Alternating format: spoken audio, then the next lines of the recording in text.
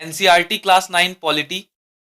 इस बुक का नाम है लोकतांत्रिक राजनीति पार्ट 1। तो ये कोर्स है जहां पर हम क्लास 9 की सामाजिक विज्ञान राजनीतिक विज्ञान की जो एनसीईआरटी है उसको कवर कर रहे हैं। तो आज का जो चैप्टर है उसका नाम है लोकतंत्र क्या, लोकतंत्र क्यों। तो कुछ इंफॉर्मेशन है, हम जो भी ये वीडियो बनाएंगे उसकी जो पीपीटी है, नोट्स अगर आप प्राप्त करना चाहते हैं तो आप वेबसाइट पर विजिट कर सकते हैं। वेबसाइट है www.studentclassesprayagraj.com और उसका लिंक, पीपीटी का जो लिंक है वो मैं डिस्क्रिप्शन बॉक्स में दे दूंगा, तो आप वहां से भी उसको विजिट कर सकते हैं। और वीडियो में हम जो भी टॉपिक्स पढ़ाते हैं उनकी एक्सरसाइज प्रैक्टिस वो भी देते हैं, तो उसके लिए आप डिस्क्रिप्शन बॉक्स में जाकर विजिट कर सकते हैं वेबसाइट और प्रैक्टिस कर सकते हैं। तो आगे बढ़ते हैं। चैप्टर है लोकतंत्र क्या, लोकतंत्र क्यों। लोकतंत्र क्या है, तो सबसे पहले इसकी परिभाषा की जरूरत ही क्यों पड़ती है कि लोकतंत्र क्या है। हमें स्पष्ट परिभाषा की जरूरत इसलिए है क्योंकि लोग इस शब्द का प्रयोग अलग अलग अर्थों के लिए करते हैं। बहुत अलग अलग तरीके की सरकारें भी खुद को लोकतांत्रिक कहती हैं। अलग अलग तरीके की सरकारें जो कहती हैं कि हम लोकतांत्रिक हैं, हम लोकतांत्रिक पद्धति पर चलते हैं। तो इसलिए डिफाइन करना जरूरी है कि कौन सी सरकार लोकतांत्रिक है, कौन सी सरकार नहीं है। इसलिए हमें लोकतंत्र की एक प्रॉपर डेफिनेशन की जरूरत है। अब्राहम लिंकन ने क्या बोला, अब्राहम लिंकन ने बोला है कि लोकतंत्र क्या है, लोगों के लिए, लोगों की और लोगों के द्वारा चलने वाली शासन व्यवस्था को ही लोकतंत्र कहते हैं। ये अब्राहम लिंकन की डेफिनेशन है। अब हम जानते हैं कि डेमोक्रेसी क्या है, ये यूनानी शब्द से आया है डेमोक्रेशिया, और इसका मतलब क्या है, डेमोस मतलब लोग, क्रेशिया मतलब शासन। तो डेमोक्रेसी का इस अर्थ से शासन होता मतलब होता है लोगों का शासन। लेकिन बहुत सारे शब्द जो होते हैं अपने मूल से जुड़े नहीं रहते हैं, जो मूल शब्द होता है उससे जुड़े नहीं रहते हैं, समय के साथ उसका परिवर्तन होता रहता है। तो ये सारी चीजें हमने डेमोक्रेसी के बारे में अभी जानी, लोकतंत्र के बारे में। अब्राहम लिंकन ने जो एक बहुत ही अच्छी बात बोली है, क्या बोली है, लोगों के लिए, लोगों की और लोगों के द्वारा चलने वाली शासन व्यवस्था को ही लोकतंत्र कहते हैं।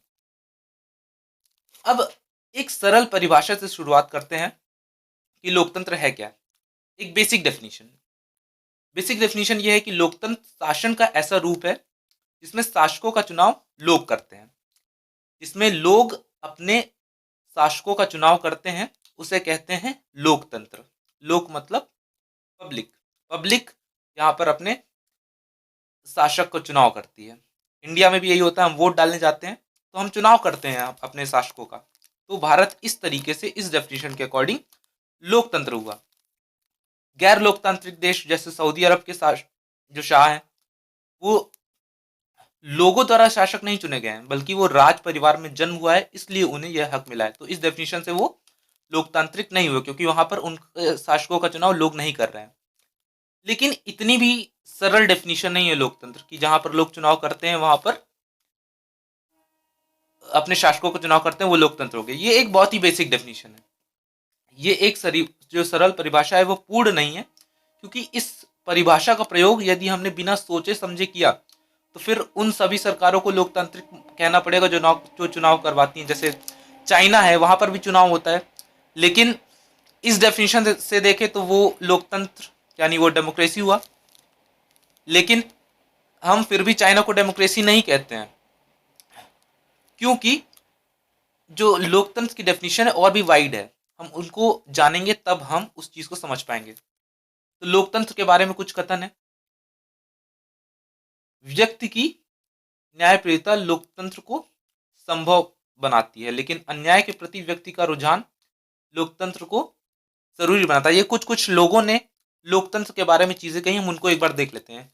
किसी ने कहा कि व्यक्ति की जो न्यायप्रियता है वो लोकतंत्र को संभव बनाती है। हमारे अंदर जो न्याय को प्राप्त करने की एक इच्छा है वो लोकतंत्र को संभव बनाती है, लेकिन हमारे अंदर जो अन्याय के प्रति जो रुझान है अन्याय ना होने का, वो लोकतंत्र को जरूरी बनाता है। लोकतंत्र अन्याय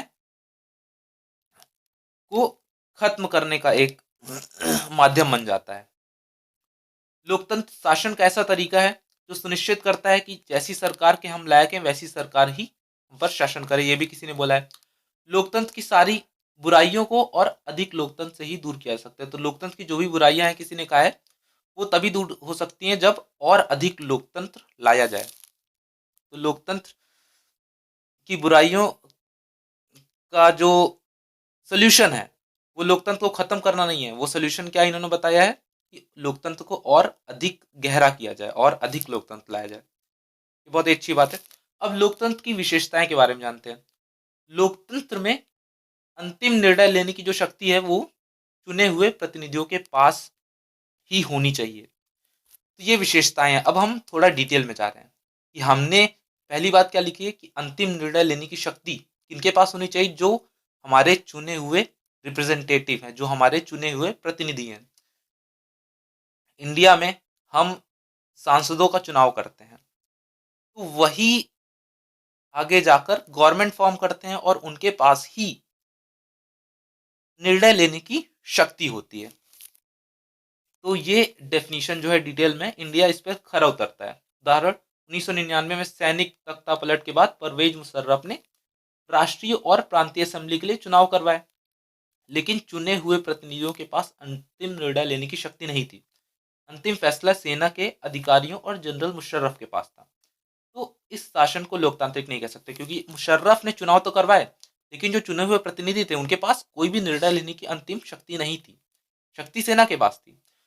तो इस लिहाज से वो लोकतांत्रिक नहीं हो सकते, क्योंकि चुनाव तो हो रहे हैं लेकिन चुनाव करवाने का कोई खास फायदा नहीं है जब वो निर्णय ही नहीं ले सकते हैं। तो अब लोकतंत्र स्वतंत्र और निष्पक्ष चुनाव पर आधारित होना चाहिए ताकि सत्ता में बैठे लोगों के लिए जीत हार के अवसर समान हो। तो इलेक्शन जो हो वो फेयर हो, वो एक निष्पक्ष हो, स्वतंत्र हो, तभी तो जो सत्ता में बैठे लोग हैं उनके लिए हार के भी अवसर हो। ऐसा ना हो कि वो जाकर अगर लगातार वो जीते रहे तो वो किस लिए जनता के लिए काम करेंगे। उनको ये डर होना चाहिए कि अगर वो जनता के लिए काम नहीं करेंगे तो वो हार सकें। तो वो तभी हो पाएगा जब जो चुनाव है वो निष्पक्ष हो, वो स्वतंत्र हो। तो उदाहरण, चीन में चुनाव लड़ने से पहले सभी उम्मीदवारों को चीनी कम्युनिस्ट पार्टी से मंजूरी लेनी होती है। सरकार सदा कम्युनिस्ट पार्टी की ही बनती है। तो चीन में चुनाव तो होते हैं, बेसिक डेफिनेशन लोकतंत्र की है जहां लोग अपने शासक को चुनते हैं, उस पर तो चीन खरा उतरता है। लेकिन वहां पर चुनाव कैसे होते हैं, एक ही पार्टी के लोग चुनाव लड़ते हैं और हमेशा कम्युनिस्ट पार्टी की ही सरकार बनती है। तो इस लिहाज से वो लोकतंत्र चाइना नहीं हुआ। मेक्सिको में सन 2000 तक हर साल चुनाव में पीआरआई नाम की पार्टी को ही जीत मिलती थी। वे हर तरह के हथकंडे अपनाकर जीत हासिल करते थे। इस तरह के चुनाव को लोकतांत्रिक हम नहीं कह सकते, जहां पर लगातार एक ही पार्टी जीत रही है और चुनाव जो हो रहे हैं वो फेयर नहीं हो रहे हो, वो निष्पक्ष ना हो रहे हो। लोकतंत्र में हर वयस्क नागरिक को एक वोट होना चाहिए और हर वोट का एक सामान्य मूल्य होना चाहिए। कुछ उदाहरण जहां व्यक्तियों को मतदान के समान अधिकार से वंचित किया गया।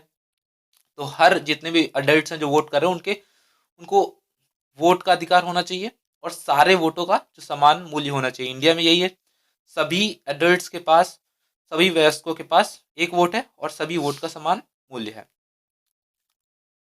कुछ ऐसा नहीं कि जो अमीर है उसका एक वोट का वैल्यू अलग है और जो गरीब है उसका एक वोट का वैल्यू कम है, ऐसा नहीं है। सबके वोट का एक ही वैल्यू है। जैसे कुछ उदाहरण जहां व्यक्तियों के मतदान का समान अधिकार नहीं है, जैसे 2015 तक सऊदी अरब में औरतों को देने का अधिकार नहीं था। फिजी की जो चुनाव प्रणाली है वहां के मूल वासियों को वोट का जो महत्व भारतीय मूल के फिजी नागरिकों से ज्यादा है। तो यहाँ पर जो वोट है वहां पर वैल्यू जो है वो सेम नहीं है वोट की। तो इस लिहाज से ये भी लोकतंत्र की इस डेफिनेशन, इस डिटेल पर खरा नहीं उतरते हैं। एक लोकतांत्रिक सरकार जो है वो संवैधानिक कानूनों और नागरिक अधिकारों द्वारा खींची गई लक्ष्मण रेखाओं के भीतर ही काम करती है। तो जो लोकतांत्रिक सरकार है वो बंधी हुई होती है, किनसे बंधी हुई होती है? संवैधानिक कानूनों से और नागरिक अधिकारों से। वो इस लक्ष्मण रेखा को लांघ नहीं सकते हैं। तो उनके पास अपनी मनमानी से कुछ भी करने का अधिकार नहीं है, वो भी एक लिमिट में काम कर सकते हैं। तो ये चीज़ है लोकतंत्र में, लोगों को सोचने की, अपनी राय बनाने की, सार्वजनिक रूप से अपने विचार व्यक्त करने की, संगठन बनाने की, विरोध करने की और अन्य राजनैतिक गतिविधियों को करने की स्वतंत्रता होनी चाहिए। तो ये सारी स्वतंत्रता भारत में हमें मिली है। अगर आप फंडामेंटल राइट्स पढ़ेंगे तो आपको सोचने की, अपनी राय व्यक्त करने की, विचार व्यक्त करने की, संगठन बनाने की, विरोध करने की, ये सारी शक्तियां, ये सारी स्वतंत्रताएं आपको मिली हैं। तो इस डेफिनेशन में भी भारत का लोकतंत्र खरा उतरता है थ्योरेटिकली। उदाहरण, जिम्बाब्वे को 1980 में अल्पसंख्यक गोरों के शासन से मुक्ति मिली। उसके बाद जानु पीएफ दल के रॉबर्ट मुगाबे का ही राज था। उन्होंने गैर लोकतांत्रिक ढंग से सरकार चलाई। एक ऐसा कानून वहां पे था जो राष्ट्रपति की आलोचना के अधिकार को सीमित करता था। वहां पर ऐसा कानून ही बना दिया गया कि लोग राष्ट्रपति की आलोचना किसी भी ढंग से नहीं कर सकते हैं। टेलीविजन और रेडियो पर सरकारी नियंत्रण था। जो सरकार चाहती थी वही टेलीविजन और रेडियो पर दिखाया जाता था और उन पर सिर्फ शासक दल के विचार ही प्रसारित होते थे। सरकार आलोचना करने वाले पत्रकारों को परेशान करती थी। तो ये हमने जो देखा, इससे क्या लगता है आपको, ये कोई लोकतांत्रिक सरकार है? यहाँ पर सरकार जो है वो अपने ही विचार प्रस्तुत कर रही है, लोगों के पास अपने विचार व्यक्त करने का अधिकार नहीं है। तो ये इस लिहाज से लोकतांत्रिक नहीं है। 2017 में मुगाबे को फिर राष्ट्रपति पद से हटा दिया गया। अब हम देखते हैं कि लोकतंत्र के खिलाफ क्या तर्क है। बहुत सारे आपने सुने होंगे, अगर आपने आसपास की डिस्कशन को भी देखा होगा तो बहुत सारे जो तर्क देते हैं लोग कि लोकतंत्र किस लिए सही नहीं है, वो हम देखते हैं एक तर्क। तो ये तर्क हम आमतौर पर सुनते हैं कि पहली बात तो लोकतंत्र में नेता बदलते रहते हैं, इससे अस्थिरता पैदा होती है। ये पहला तर्क लोग देते हैं कि स्टेबिलिटी नहीं है। कहते हैं कि लगातार हर 5 साल में सरकार बदल रही है, अस्थिर है। तो उसमें लोग कहते हैं कि ये लोकतंत्र की एक कमी है। फिर लोग कहते हैं कि लोकतंत्र का मतलब सिर्फ राजनीतिक लड़ाई और सत्ता का खेल है, यहाँ नैतिकता की कोई जगह नहीं होती। तो ये भी बोला जाता है कि जो पार्टीज हैं, पॉलिटिकल पार्टीज, नेता जो हैं, वो सिर्फ सत्ता के लिए आते हैं राजनीति में। तो लोकतंत्र इस लिहाज से भी एक कमतर मालूम पड़ता है। लोकतांत्रिक व्यवस्था में इतने सारे लोगों से बहस और चर्चा करनी पड़ती है कि हर फैसले में देरी हो जाती है। ये बहुत ही ज़्यादा आपने आमतौर पर सुना होगा कि क्या कहते हैं, लोकतंत्र में इतनी ज़्यादा डिस्कशन होती है कि कोई भी फैसला बहुत लेट हो जाता है। फिर बोलते हैं लोग कि चुने हुए नेताओं को लोगों के हितों के बारे में नहीं पता होता है, इसके चलते खराब फैसले होते हैं। ये भी आपने सुना होगा कि जो नेता लोग हैं, कोई भी चुनाव लड़ता है और जीत जाता है, और जो नेता हैं उन्हें पता ही नहीं है कि लोगों के हित क्या हैं, ये भी लोग कहते हैं। लोकतंत्र में चुनावी लड़ाई महत्वपूर्ण और खर्चीली होती है, इसलिए उसमें भ्रष्टाचार होता है। तो चुनावी लड़ाई में इतना पैसा भी खर्चा होता है, ये आपने देखा भी होगा, और बहुत ज्यादा खर्चीली होती है, इसलिए भ्रष्टाचार का भी एक कारण बताते हैं इसको। तो ये सारे हमने तर्क देखे कि लोकतंत्र के खिलाफ क्या देते हैं लोग तर्क के लोग। और लोग बोलते हैं कि सामान्य लोगों को पता नहीं होता कि उनके लिए क्या अच्छा है और क्या बुरा, इसलिए उन्हें किसी चीज़ का फैसला नहीं करना चाहिए। लोग बोलते हैं कि जो सामान्य लोग हैं, लोकतंत्र का मतलब क्या है, लोगों का तंत्र, जहाँ पर लोग अपने शासक चुने, जहाँ पर लोग अपना फैसला स्वयं करें। तो लोग ये बोलते हैं कि लोगों के पास इतनी समझ नहीं होती कि वो अपने अपने लिए फैसले कर सकें, इसलिए लोकतंत्र अच्छा नहीं है। लेकिन लोकतंत्र के पक्ष में भी तर्क देते हैं लोग। पहला कि लोकतंत्र में यह जरूरी है कि शासन करने वाले आम लोगों की जरूरतें पर तत्काल ध्यान दें। लोकतांत्रिक शासन पद्धति दूसरों से बेहतर है क्योंकि यह शासन का अधिक जवाबदेही वाला स्वरूप है। अकाउंटेबिलिटी, जवाबदेही यहाँ पर लोकतंत्र में सबसे ज्यादा होती है। राजशाही में जवाबदेही नहीं होती उतनी ज्यादा, क्योंकि जो शासक है वो लोगों के द्वारा चुना नहीं है, कोई अकाउंटेबिलिटी नहीं, वो अपने मन की चीजें कर सकता है। उसे लोगों के पास हर 5 साल में कुछ निश्चित समय बाद अपना रिपोर्ट कार्ड दिखाने नहीं जाना पड़ता कि मैंने ये काम किए आपके लिए, क्योंकि लगातार वही शासन करेगा। लेकिन लोकतंत्र में ऐसा नहीं है। लोकतंत्र में जो शासक हैं, जो नेता हैं, वो हर निश्चित समय बाद जब उन्हें इलेक्शन होगा तो उन्हें अपना रिपोर्ट कार्ड दिखाना होगा। तो ये एक अकाउंटेबिलिटी का सिस्टम होता है। उदाहरण, चीन में 1958 से 61 के दौरान अकाल हुआ, वहां पे लगभग 3 करोड़ लोग भूख से मर गए। और अर्थशास्त्री कहते हैं कि ऐसा चीन में गैर लोकतांत्रिक सरकार होने की वजह से हुआ। अर्थशास्त्रियों का यह भी कहना है कि किसी भी स्वतंत्र और लोकतांत्रिक देश में कभी भी बड़ा अकाल और बड़ी संख्या में भूखमरी नहीं हुई है। तो जो अकाल हुआ उसके पीछे अर्थशास्त्री कहते हैं कि वहां पे जो गैर लोकतांत्रिक सरकार थी, जहां पर अकाउंटेबिलिटी नहीं थी, कोई जवाबदेही नहीं थी। अगर जवाबदेही होती तो शायद अकाल में इतने लोग ना मरते। और जितनी भी अब तक डेमोक्रेसीज हुई हैं वहां पर इतने बड़े अकाल और मात्रा में कहीं पे भूखमरी नहीं हुई है। तो ये एक तरीके से कोइंसिडेंस भी देखने को मिला है। लोकतंत्र में फैसले चर्चा करने के बाद होते हैं। इस प्रकार लोकतंत्र बेहतर निर्णय लेने की संभावना बढ़ाता है। तो लोग भले ही देर हो जाए लेकिन चर्चा करने के बाद जो भी निर्णय होते हैं वो ज़्यादा डेप्थ होता है, उसमें ज़्यादा मैच्योरिटी होती है। तो इस तरीके से भी लोकतंत्र एक बेटर फॉर्म ऑफ गवर्नमेंट है। लोकतंत्र मतभेदों और टकरावों को संभालने का तरीका उपलब्ध कराता है। जो भी कॉन्फ्लिक्ट्स है उनका एक अच्छे से रिजोल्यूशन हो जाए, जो भी मतभेद हैं, जो भी टकराव हैं, उसका आपस में बातचीत करके रिजोल्यूशन हो जाए। तो वो एक तरीका मैकेनिज्म लोकतंत्र उपलब्ध कराता है। लोकतंत्र में कोई भी स्थायी विजेता नहीं होता है और कोई भी स्थायी रूप से पराजित नहीं होता है। सो विभिन्न समूह शांतिपूर्ण ढंग से एक दूसरे के साथ रह सकते हैं, क्योंकि यहाँ पर ऐसा नहीं है कि कोई भी एक बार जीत गया तो वो लगातार जीता रहेगा या कोई हार गया तो लगातार हार रहेगा। तो जितने भी ग्रुप्स हैं वो आपस में इस तरीके से शांतिपूर्ण ढंग से रह सकते हैं, क्योंकि कोई एक अभी जीता है तो नेक्स्ट टाइम दूसरा ग्रुप जीत सकता है। तो एक उनके बीच में कॉम्प्रोमाइज डेवलप हो जाता है। भारत की तरह जो इतनी डाइवर्सिटी है, इतनी विविधता है, तो इस देश में अभी तक एकजुटता है, एक यूनिटी है। हम लोग बोलते हैं यूनिटी इन डाइवर्सिटी। तो लोकतंत्र भी उसके पीछे एक बहुत बड़ा रीजन है। लोकतंत्र जो है वो नागरिकों का सम्मान बढ़ाता है। लोकतंत्र राजनीति समानता के सिद्धांत पर आधारित है, पॉलिटिकल इक्वालिटी के सिद्धांत पर। यहाँ सबसे गरीब और अनपढ़ कोई भी वही दर्जा प्राप्त है जो अमीर और पढ़े लिखे लोगों को है। जब भी इलेक्शन होता है, वोट होता है, तो जो जितना वोट का वैल्यू एक गरीब का है, कम पढ़े लिखे व्यक्ति का है, उतने ही और अमीर व्यक्ति जो है उसके भी वोट का वैल्यू उतना ही है। इसीलिए आपने देखा होगा जो हमारे इलेक्शन कैंपेन्स होती है वो गाँव के लोगों को बहुत ज़्यादा टारगेट करते हैं। इवन जो गरीब तबके का वर्ग है उसको भी बहुत ज़्यादा टारगेट किया जाता है, क्योंकि उनके वोट का भी वैल्यू उतना ही है।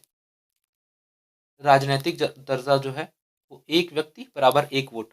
लोकतांत्रिक व्यवस्था दूसरों से बेहतर है क्योंकि इसमें हमें अपनी गलती ठीक करने का अवसर भी मिलता है। गलतियों पर सार्वजनिक चर्चा की गुंजाइश है, क्योंकि लोकतंत्र में कोई भी गलती हो जाती है तो उस पर सार्वजनिक रूप से चर्चा की जा सकती है, क्योंकि गलतियां होना आम बात है। और लोकतंत्र में ये हमें एक गुंजाइश मिलती है कि हम उन गलतियों पर पब्लिक डिस्कशन करें, सार्वजनिक चर्चा करें और फिर इनमें सुधार करने की गुंजाइश भी है, क्योंकि एक बार चर्चा होगी तभी तो सुधार हो सकेगा। इसका मतलब यह है कि या तो शासक समूह अपना फैसला बदले या शासक समूह को ही बदला जा सकता है। तो डिस्कशन करने के बाद अगर जनता चाहे तो शासक समूह को अपना फैसला बदलना पड़ेगा, और अगर वो ऐसा नहीं करते हैं तो हो सकता है शासक समूह को ही नेक्स्ट इलेक्शन में बदल दिया जाए। ये पावर तक लोकतंत्र में मिलती है लोगों के पास। अब लोकतंत्र का वृहत्तर अर्थ हम देखते हैं कि एक ब्रॉडर डेफिनेशन मीनिंग क्या है। आधुनिक लोकतांत्रिक शासन व्यवस्था में इतने अधिक लोग होते हैं कि हर बात के लिए सबको साथ बैठाकर सामूहिक फैसले का कर पाना संभव नहीं, क्योंकि लोकतंत्र का बेसिक डेफिनेशन क्या है, लोग अपने फैसले स्वयं करें। लेकिन इतने ज़्यादा लोग हैं तो कैसे फैसले हो पाएंगे। तो ये संभव नहीं है कि सभी लोग बैठकर एक साथ हर बात के लिए डिस्कशन करें। इसलिए आज की दुनिया में लोकतांत्रिक शासन व्यवस्था का सबसे आम रूप है लोगों द्वारा चुने गए प्रतिनिधियों के माध्यम से शासन चलाना। तो लोग इसको सफल बनाने के लिए क्या करते हैं कि लोग अपने प्रतिनिधि चुन के भेजते हैं और वो प्रतिनिधि फिर डिस्कस करते हैं और लोगों के लिए फैसला करते हैं। लोकतांत्रिक फैसले का मतलब होता है उस फैसले से प्रभावित होने वाले सभी लोगों के साथ विचार विमर्श के बाद और उनकी स्वीकृति से फैसला लेना। तो यही होता है लोकतांत्रिक फैसले का मतलब, कि जो लोग भी उससे प्रभावित हो रहे हैं उनसे विचार विमर्श किया जाए और उनकी स्वीकृति होने के बाद ही फैसला लिया जाए। यानी जो बहुत शक्तिशाली ना भी हो उसका भी किसी भी फैसले में उतना ही महत्व हो जितना किसी बहुत शक्तिशाली का। तो हमने यहाँ पर लोकतंत्र के बारे में काफ़ी एक डिटेल्ड डिस्कशन कर लिया। आप बता सकेंगे कि कौन सी प्रैक्टिस जो है वो लोकतांत्रिक है, कौन सी प्रैक्टिस किसी भी सरकार में वो गैर लोकतांत्रिक है। तो ये रहा इस चैप्टर का डिस्कशन। अब आप काम करिए इस, अगर आपको ये चैप्टर अच्छा लगा हो, ये वीडियो अच्छा लगा हो तो शेयर करिए और अगर आप और भी इस तरह की वीडियोस देखना चाहते हैं जो कि मैं लगातार डालता रहूँगा, तो आप इस चैनल को सब्सक्राइब भी करिए और बेल नोटिफिकेशन ऑल पर कर लीजिए। आप सपोर्ट भी कर सकते हैं, जॉइन बटन ₹29 पर मंथ है, बहुत ही मिनिमल सपोर्ट रखा है और ये सपोर्ट से हमें बहुत ज़्यादा मोटिवेशन मिलता है। आपके लिए एक बहुत ही मिनिमल अमाउंट है, लेकिन अगर आप ऐसा करते हैं तो ये हमारे लिए एक बहुत बड़ा मोटिवेशन होता है। तो मैं रिकमेंड करूँगा कि आप ज़रूर करिए। आप यूपीआई भी कर सकते हैं, SCPN@UPI, SCPN@कोटक। और जो लोग कॉम्पिटिटिव एग्जाम्स की तैयारी कर रहे हैं वो पेड कोर्सेज ज्वाइन कर सकते हैं। बहुत ही डिटेल्ड पेड कोर्स चल रहा है यहाँ पर। 6000+ क्वेश्चंस का practice batch, GS, math, reasoning, इन सभी चीज़ों का प्रैक्टिस बैच चल रहा है। और जिन्होंने भी इसको ज्वाइन किया है, रिसेंट एग्जामिनेशंस हुए, उनका रिजल्ट बहुत ही बेहतरीन रहा है। तो 1 महीने के लिए आप ज्वाइन करके देखिए, ज्वाइन बटन पर है। अगर आपको सही लगता है तो इसको कंटिन्यू करिए। वैसे मेरा तो ये मानना है कि अगर आप एक बार ज्वाइन करेंगे तो जब तक कोर्स नहीं कंप्लीट होगा तब तक आप खुद ही नहीं छोड़ेंगे। तो मेरी रिकमेंडेशन पर आप एक बार ज्वाइन करिए, उसके बाद आप अपना डिसीजन स्वयं लीजिए। So will meet next time, तब तक के लिए बाय।